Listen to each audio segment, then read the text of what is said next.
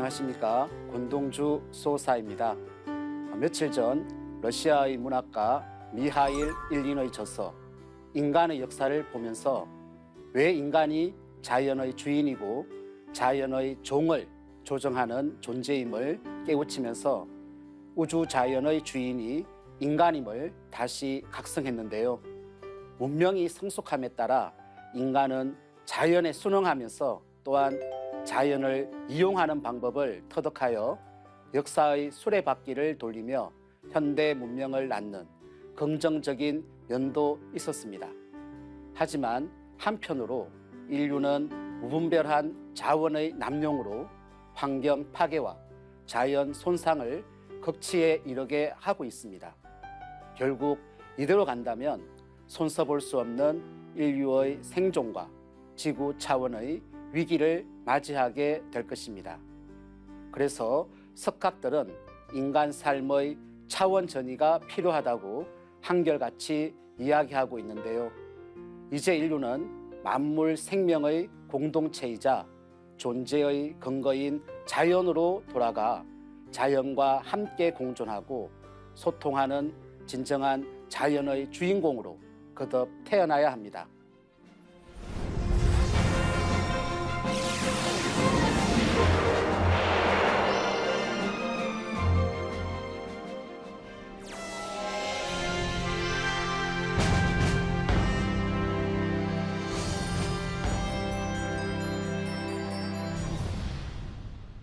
지난 시간에는 천지의 도, 춘생추살 6장 상제님의 도는 어떻게 굽이쳐 왔나라는 제하로 내려주신 태상 종도사님의 말씀을 살펴봤는데요. 상제님은 인류 역사의 시간의 이종표를 짜놓으신 천지공사가 세상 운명을 결정짓는 세운공사와 상제님의 도의 운명을 결정짓는 도운공사 두 개의 바퀴로 둥글어가면서 후천 새 세상이 열리도록 하셨는데요. 여기서 중요한 것은 도운공사에 인류의 운명이 모두 걸려있다는 것입니다. 왜 그럴까요?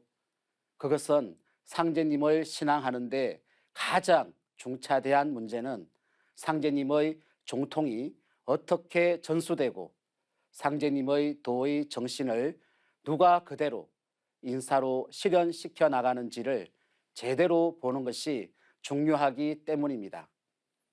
이것이 바로 천지공사의 핵심을 깨우치는 결론입니다. 오늘은 천지의 도 춘생추살 7장 태울주로 천하 사람을 살린다라는 제하로 내려주신 태상 종도사님의 말씀을 살펴보겠습니다. 대자연의 이치에 의해서 상생의 다리를 놓아주시기 위해 동방의 이 땅에 강세하신 상제님께서는 지금의 이 세상에 대한 진단을 시간의 정신으로 다음과 같이 말씀해 주셨습니다. 선천의 모든 악업과 신명들의 원한과 보복이 천하의 병을 빚어내어 괴질이 되느니라. 봄과 여름에는 큰 병이 없다가 가을에 접어드는 환절기가 되면 봄, 여름의 죄업에 대한 인과응보가 큰 병세를 불러일으키느니라. 천지대운이 이제서야 큰 가을의 때를 맞이하였느니라. 천지의 만물농사가 가을 운수를 맞이하여 선천의 모든 악업이 추운 아래에서 큰 병을 일으키고 천하의 큰 난리를 빚어내는 것이니 큰 난리가 있은 뒤에 큰 병이 일어나서 전 세계를 휩쓸게 되면 피할 방도가 없고 어떤 약으로도 고칠 수가 없느니라. 추풍 낙엽, 가을 바람이 불면 낙엽이 지면서 열매를 맺는 법입니다. 만물이 결실하는 이치가 바로 여기에 있습니다. 그동안 선천, 봄, 여름 세상에서는 사람이 아무리 착하게 살고 마음을 잘 쓰려고 해도 세상의 억압과 상극 속에 몸과 마음이 무너질 수밖에 없는데요. 이는 모두 조화가 이루어지지 못한 선천의 자연 환경과 변화가 의식을 분열시키는 죽음의 길로만 몰고 가기 때문입니다. 즉, 모든 문제의 근원은 바로 인간이 태어나고 살아가는 생존 환경, 즉 대자연의 질서에 다 들어있는 것입니다. 따라서 지금 지구촌 인류가 앓고 있는 전염병의 원인과 다가오는 질병 대란의 실체도, 그리고 대병난에서 살아남는 생존의 길도 우주 자연의 법칙에서 그 해답을 찾을 수 있습니다.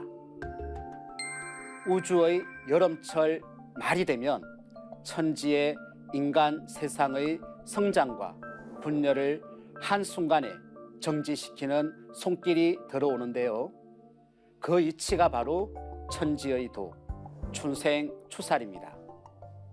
춘생, 봄은 낳고 추살, 가을은 죽인다는 뜻입니다.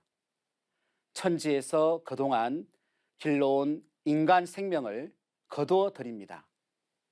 가을철 서리빨 기운이 몰아쳐 지구촌 전 인류의 명줄이 가을 우주의 문턱에서 일제히 끊어지면서 동시에 인간 시종자가 추려지는 것이죠. 상제님께서는 장차 전쟁은 병으로서 판을 막으리라. 앞으로 사업날만 하면 병난이 날 것이니 병난이 곧 병난이니라. 병난과 병난이 함께 오느니라고 하셨습니다. 지구촌이 남북 상실험 대전쟁의 소용돌이 속으로 빨려 들어가는 극적 상황에서 병이 들어와 전쟁을 종결짓는다는 말씀인데요. 질병은 문명에 의해 만들어지고 질병은 문명을 만들어 왔습니다.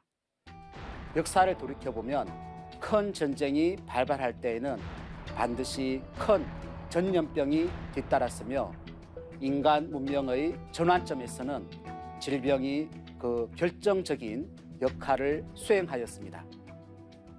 이때는 오직 이 우주의 질서를 맡아 다스리시는 그 한 분, 그분이 오셔야 가을 개벽의 실제 상황을 극복하고 가을로 넘어갈 수 있는데요. 바로 그 한 분이 정산 상제님입니다. 그래서 인간으로 오신 하나님이신 상제님께서는 예수를 믿는 사람은 예수의 재림을 기다리고, 불교도는 미륵의 출세를 기다리고, 동학 신도는 최수운의 갱생을 기다리나니 누구든지 한 사람만 오면 각기 저의 서성이라 하여 따르리라. 예수가 재림한다 하나 곧 나를 두고 한 말이니라. 공자 석가 예수는 내가 서기 위해 내려 보냈느니라 라고 하시면서 그 한 분이 바로 당신님임을 밝혀주신 것입니다. 상제님께서는 내 세상이 되기 전에 손님이 먼저 오느니라. 앞으로 시두가 없다가 때가 되면 대발할 참이니 만일 시두가 대발하거든 병겁이 날 줄 알아라고 하시면서 가을 개벽의 대전쟁 병난과 추살 기운인 대병겁 병난 도수로 직접 몰고 들어가는 또 다른 병난의 손길이 있다고 밝혀주셨습니다. 병겁 심판이 임박했음을 알리는 경계경보, 그것이 바로 시두, 일명 천년두입니다. 이 말씀대로 20세기에만 전 세계에서 5억 명의 인명을 앗아간 무서운 질병인 시두는 상제님 말씀처럼 1977년을 끝으로 지상에서 자취를 감췄는데요. 그 시두, 즉 천년두가 남북 상실험의 최후 일전이 임박한 상황에서 천자국 조선으로 들어온다고 하신 것입니다. 그럼 왜 시두가 병겁을 알리는 전령사가 된 것일까요? 이는 역사에서 그 답을 찾을 수 있습니다. 지난 인류 역사에 출몰했던 숱한 질병 가운데 가장 강력한 전염병이 시두였습니다. 시두에 감염된 환자의 폐에서 뽑아낸 한 방울의 체액에는 1000명을 감염시키고도 남을 바이러스가 들어 있습니다. 16세기 초에는 스페인 군대가 옮긴 시두 때문에 남아메리카 아즈텍과 잉카 제국이 멸망했는데요.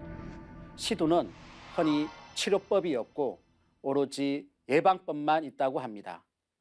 그 예방도 서양은 소의 우두균을, 동양은 인간의 시두균을 이용했는데요. 그런데 동의보감에 시두의 치료법에 관한 놀라운 내용이 들어있다는 사실을 알고 계시나요? 동의보감 프로젝트의 총책임자였던 허준 선생은 서자 출신이었습니다.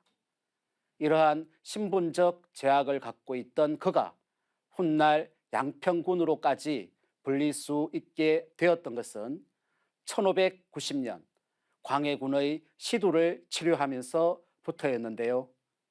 동의보감 소아과 편에서 그는 시두 치료법으로 매화를 복용하면 두창이 나오는 것을 면할 수 있는데 음력 12월에 매화를 채취하는데 많고 적음을 구애받지 말고 응달에 말려서 가루를 내어 꿀로 감실만한 크기의 환을 만들어 매번 1완씩 좋은 술로 녹여 먹으면서 태열구고 천존을 100번 외우면 묘하기가 말로 다할 수 없다고 하였습니다.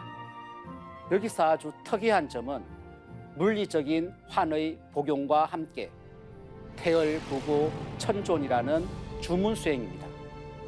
이는 황국을 계승한 환웅 천왕께서 주원유공하시며 복약성선하셨다는 구절을 떠올리게 하는데요.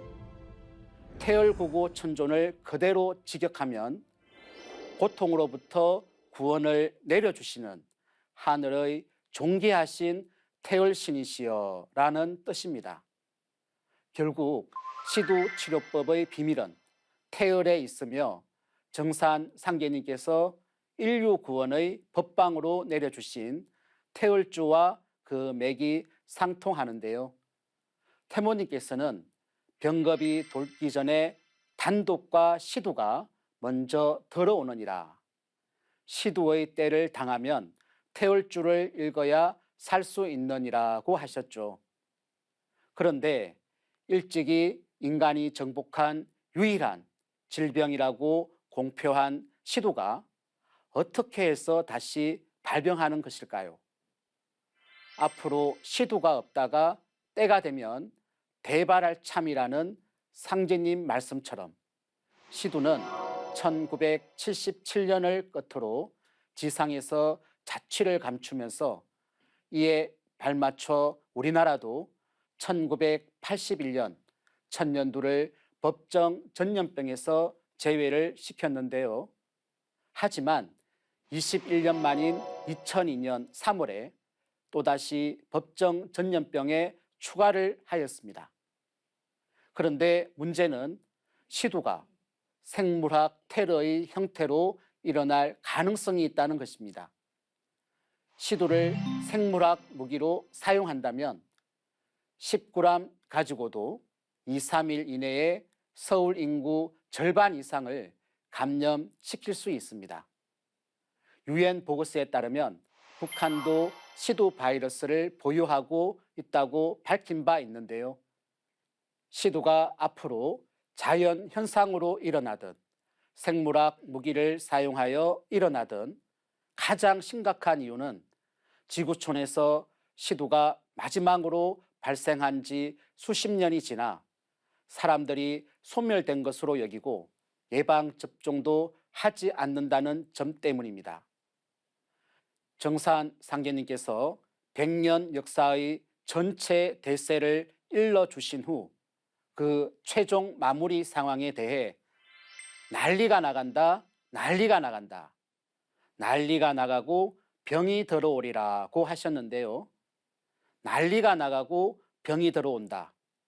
즉 남북 상실험 전쟁이 임박한 상황에서 시두가 대발하면 전쟁의 병난인 남북 상실험을 최종 마무리하며 병난 도수 전체를 완결짓는 가을 천지의 서릿발 기운, 자연 서신이 가을 하늘로부터 들이닥쳐 화급한 전쟁의 불길을 단번에 역전시키게 됩니다.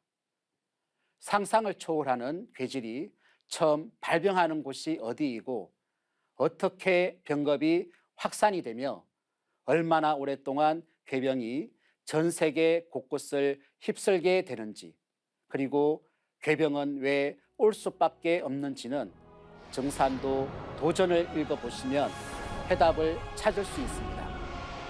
인류가 이제껏 듣지도 보지도 못한 너무도 충격적이고 끔찍한 괴벽 상황에서 내 사랑하는 가족, 내 이웃이 이 크나큰 시련에 대비할 수 있도록 도전 말씀을 통해 철저히 준비를 해야 합니다. 그럼 이렇게 머지않아 천지의 추수할 기운으로 엄습하는 괴병이 터질 때 인류는 무엇으로 살아남고 생명을 건질 수 있을까요? 상제님께서는 의통을 지니고 있으면 어떠한 병도 침범하지 못하리니 녹편이라, 만법 가운데 의통법이 제1호구나 하시면서 인류 구원의 법방으로 의통을 내려주셨습니다. 의통이란 무엇일까요? 의통의 의자는 아픈 것을 고쳐서 살린다는 뜻이고, 통은 그늘이다, 통일한다는 뜻입니다. 의통은 병든 세계를 살려 통일한다는 의미로서 후천의 새 문명 세계를 열기 위해 병든 하늘과 땅, 인간과 신명을 모두 고쳐 통일하는 구원의 법방입니다. 상제님께서는 지기가 돌 때에는 세상 사람이 콩나물처럼 서러지리니 가만히 앉아 있다가도 눈만 스르르 감고 넘어가느니라. 그때가 되면 시렁 위에 있는 양 내려 먹을 틈도 없느니라고 말씀하셨는데요. 그 상황에서는 선천 성자들의 교법과 세상의 모든 의술, 의학이 무용지물이 됩니다. 바로 이때 창생들을 살려서 온 천하를 통일하는 아버지 상제님의 조합법이 의통법입니다. 다시 말해서 가을 개벽의 숙살 기운이 병겁으로 휘몰아칠 때 전 인류가 죽어 넘어가는 현장에서 사람을 살리는 상제님의 심패, 그것이 의통입니다. 이 의통은 실제하는 신물로서 태울줄을 바탕으로 하는 상제님의 조화 신권과 독권을 상징합니다. 상제님께서는 모든 기사묘법을 다 버리고 오직 비열한 듯한 의통을 알아두라고 거듭 당부하셨습니다. 가을 개벽의 극한 상황에서 선천 상극의 모든 대립과 갈등을 마무리 짓고 후천의 세계 통일 문화를 여는 관건, 그것이 바로 의통입니다. 상제님께서 천지공사 보신 지 100여 년의 세월이 흐른 지금은 인간 열매를 맺는 때입니다. 인류는 지구의 불, 선천 봄, 여름, 우주의 고통과 비극의 불길을 묻는 화둔의 시간에 들어서 있습니다. 이제는 그 누구도 피할 수 없는 가을 개벽의 전주곡 시두대발과 남북 상실험의 전쟁과 가을 서릿발의 이치로 오는 병난의 과정을 극복해야 합니다. 상제님께서는 9번 길과 갈림길이 많아 죽는 길로 쉽게 빠져드는데 탄탄한 대도에 살 길이 없는 게 아니요, 바로 찾기가 어려울 뿐이다라고 하셨습니다. 그렇다면 어떻게 해야 가을 개벽기에 인간으로 오신 상제님의 대도를 만날 수 있을까요? 과연 누가 후천 새 생명을 얻는 주인공이 되는 것일까요? 상제님은 조상의 엄덕으로 나를 만나게 된다라고 하셨는데요. 이번 개벽기에는 각 성씨의 시조 할아버지들로부터 대대로 조상들이 쌓은 선업과 악업에 따라 그 자손의 생사가 판가름 납니다. 그러나 조상의 엄덕이 있어 하늘에서 아무리 돌을 열어주어도 자손이 못나서 받아들이지 못하면 다 헛일이 되는 것이죠. 또한 조상이 아무리 저각을 해도 내 일심만 강력하면 모든 방해 기운을 잘 이겨내고 신법이 성숙하여 마침내 훌륭한 구두자가 될 수 있습니다. 혈심과 지극정성을 가지면 누구든지 진리를 만날 수 있습니다.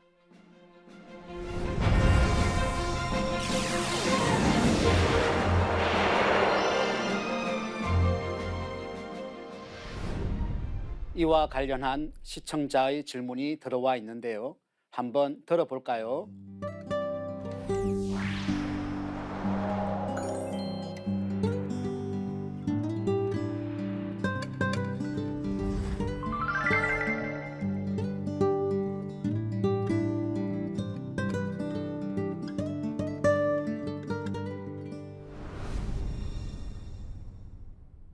조상은 자손의 뿌리요, 자손은 조상 설령의 숨구멍입니다.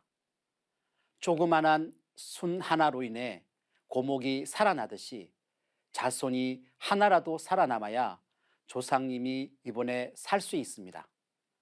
자손은 조상의 유전인자를 이어받던 조상의 열매이기 때문에 자손이 없어지면 조상도 사라지고 마는 것이죠.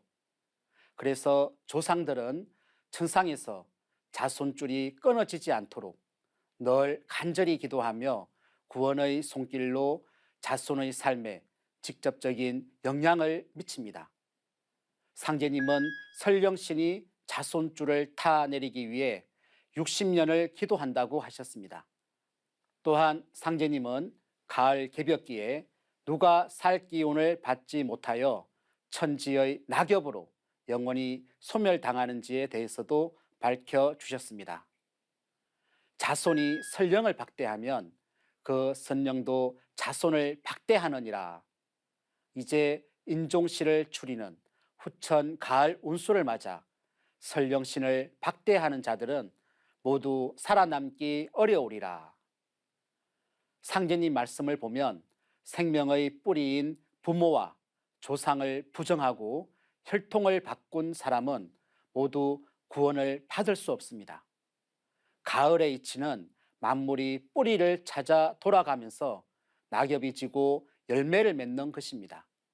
그 뿌리가 바로 하나님이고 나의 가을 생명입니다.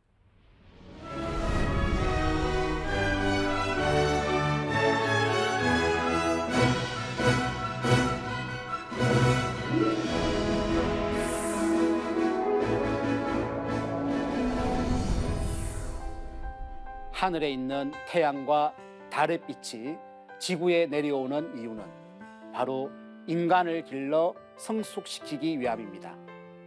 하늘과 땅의 존재의 목적은 인간에게 있습니다. 그리고 인간의 목적은 하늘과 땅에 있습니다.